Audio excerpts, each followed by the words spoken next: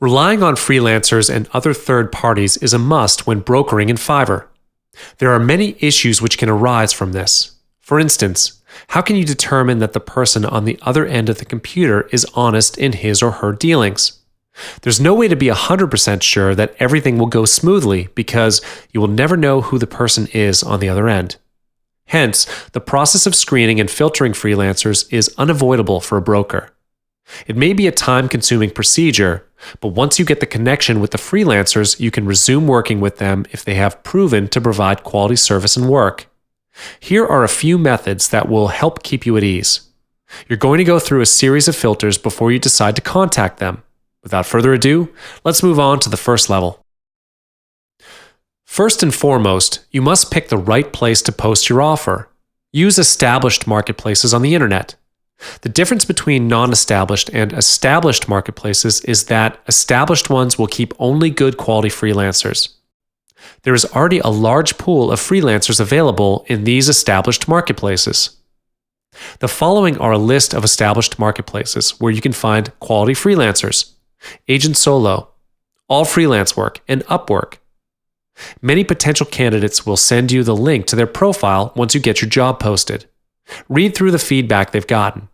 Even though such information may not be able to show you exactly how reliable they are, but it does ease your work if you are hiring the freelancer for the first time. Filter the candidates by their ratings.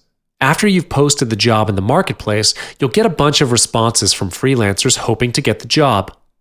Contacting them one by one would be time-consuming. To solve this problem, filter them according to their ratings. This would also help you to decrease the number of candidates. In general, there are two types of rating systems, which are the 10-point rating system and the 5-star rating system.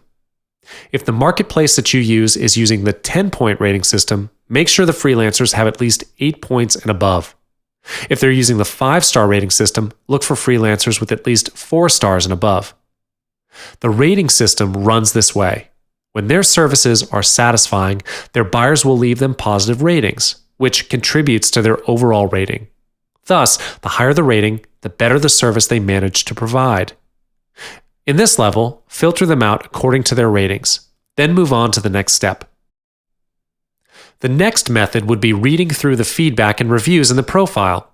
If you can, try to look for their profile on other platforms like Facebook. From their profiles, you can evaluate them better. From these networks alone, you may not be able to get in-depth details of their work habits, but you will be able to know their general online behavior through the content they share online.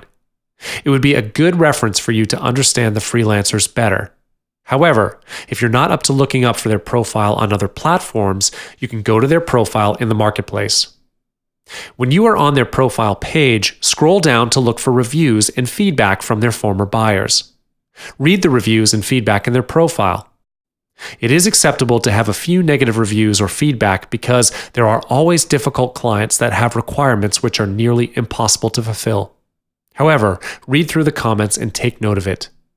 Here's a side note for you. Like I mentioned, it is acceptable to have a few negative feedback, but make sure that there is at least 90% of positive feedback from the buyers. By this stage, you should be left with just a few candidates that you would like to start a conversation with. The rest can be the backup. Start a conversation with each of them, as you can evaluate their character throughout the conversation. First things first, you can evaluate them by how they reply to your request. For instance, you can assess someone in terms of how long they take to respond to your request. This way, you will know how fast they will get back to you when you contact them in the future. From the way they respond to your request, you will get to evaluate their professional working attitude in handling the work you pass to them. If needed, you may get their email address in case of any emergencies. In some instances, the marketplace server may be down or hacked. If so, you will have a second method to communicate with them. Finally, ask for their portfolio as a reference to evaluate their work. This can be said to be an essential part. Evaluating the portfolio would be the final factor that you will need to walk through before agreeing to use their work and offering them the job. You should not accept their service before getting to see their past work. Regardless of anything else, the capability to provide quality work is the utmost important factor that you must put priority on when it comes to screening for freelancers. Whether they can perform well or not is not depending on the way they speak, but on their actions. Therefore, other than evaluating the way they handle work, you will need to evaluate the work from them. This is to ensure that you can provide the best service to your clients as well.